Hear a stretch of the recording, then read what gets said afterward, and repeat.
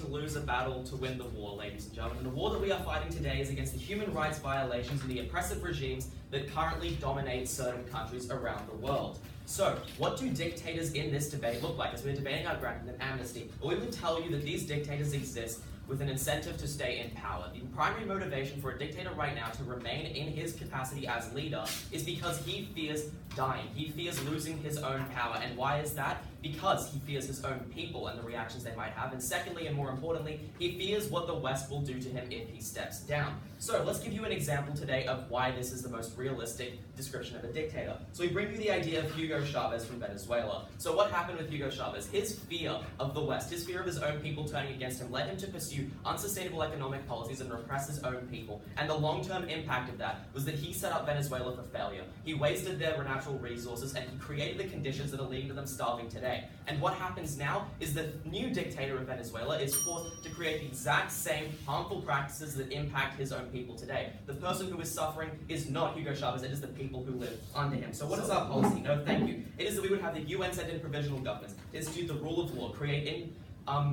impartial judiciaries, and try and transition into democracy. And our best case of this, our example of this, is Augusto Pinochet, who had no reason to fear the reaction of the West, stepped down peacefully, and now Chile is a safe and peaceful country relative to other former dictatorships that we can posit to you as examples of what side opposition would like to have you believe. So now, let's talk about definitions for today. So firstly, our definition of dictators falls under this idea of a leader who has the incentive to stay in power because he fears death. That's what a dictator looks like. But second, let's look at what amnesty is. And it's no persecution for the crimes and an agree to not return to power. And we believe that this more than helps the dictators actually helps the people. So we believe that the burdens for side proposition today is to necessarily prove that the principle of retributive justice does not exist in this case, and secondly, this actually helps the people in these situations in a drastic way, and side opposition must disprove this. So first, let's go through our substantives. So our first substantive, this provides an incentive for these people to step down and the impacts that has. Secondly, it ensures a safer transition for these people.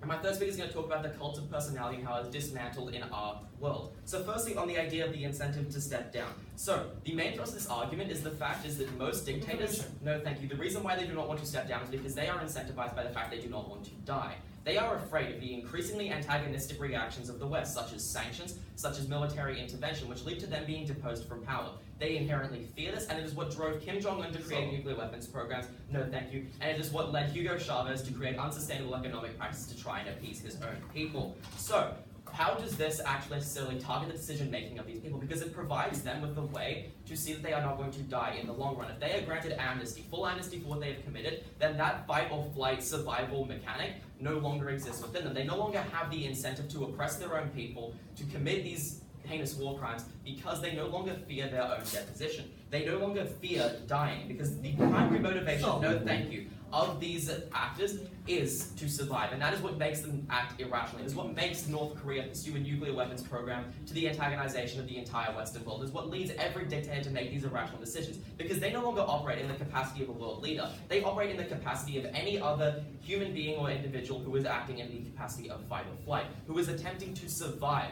They are not attempting to run a country meaningfully, they are attempting, no thank you, to continue their power. So, why do we believe then that retributive justice is unfair and is not going to provide them with any reason or any incentive to leave? Because retributive justice necessarily does not represent these people in this case. These people act in the capacity of self-preservation. They are not motivated by any rational decision-making calculus. That is why people like Bashar al-Assad are willing to gas their own people while they're winning a war. That is why these actors are willing to commit such heinous war crimes, because they are simply trying to survive. Yes. So it may not matter to the dictator himself, but it matters to the millions of people who died and suffered under his repressive rule. Thank you for bringing that up. Now we tell you that this idea of retributive justice, this fact that some people do deserve the right to retributive justice, is outweighed by everybody in that country's right to live in a safe country. And you know what? We're willing to bite the bullet, and we're willing to say that yes, there are going to be some people who are not going to get the justice that they deserve. They are not going to see, for example, Kim Jong-un hanging from the rafters, but at the end of the day, it is better to have all of the people of North Korea living in a relatively peaceful and stable country than it is to have certain individuals who live on this spectrum of people living there having their right to retributive justice served. Because at the end of the day, there are rights that are more important than retributive justice. There is a right to safety, there is a right to living peacefully, and the existence of dictators essentially hampers that ability to do so. No, thank you. Now let's move on to my second substantive, is the idea of safe transitions in government. So even if we were to take side opposition on their best case scenario and say that any sort of hostile actions, any sort of trying to force these people out of government works. Let's say, for example, economic sanctions, the most peaceful method of getting them out of power, brings them to their knees or collapses their government. We tell you that necessarily this is a bad thing, because if they get brought to the negotiating table, what happens is they lie. We looked at countless examples of this, for example, North Korea, because these states have no incentive, once again, to actually step down, because they still fear the United States, they still fear the international community because they are acting aggressively. But in the case that this actually causes them to collapse, then we look at what this creates. Firstly, it creates a power vacuum. What happens inevitably in a power vacuum, no matter how this person dies, whether it's military intervention, natural death, or it is simply like falling apart because of an economic uprising, we tell you that the inevitable result of this is a power vacuum, that people step in to fill in the gap that this person left. We posit to you the example of Muammar al-Gaddafi. What happened when he was shot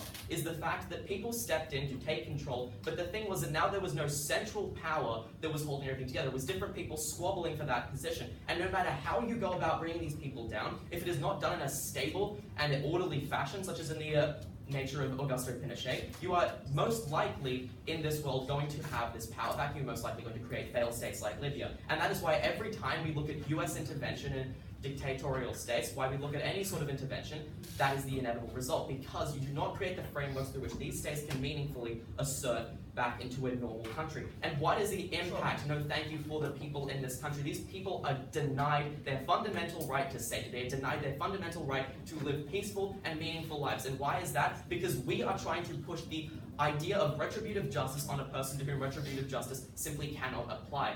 We believe that it is more important for our side to help the people who are suffering under their regime than to pretend that we are the ICC and try and save the world, because the real way that we save the world is by guaranteeing people their fundamental rights. So we tell you that our model is the most likely to provide this end to the goal, because we once again create the stable framework through which these people can resign. These people step down peacefully. There is no sort of upheaval, there is no dissatisfaction. The UN steps in, oversees the entire process, institutes rule of law. It is a framework that is more conducive to an actually stable state than any other alternative side opposition might pose to you today. And it is fundamentally because we stand for the rights of people. It is because we are offering you a solution which actually gives these people a framework through which their country can return to a normal state. And it is because we believe that some people's right to the subjective idea of justice is outweighed by everyone's right to the objective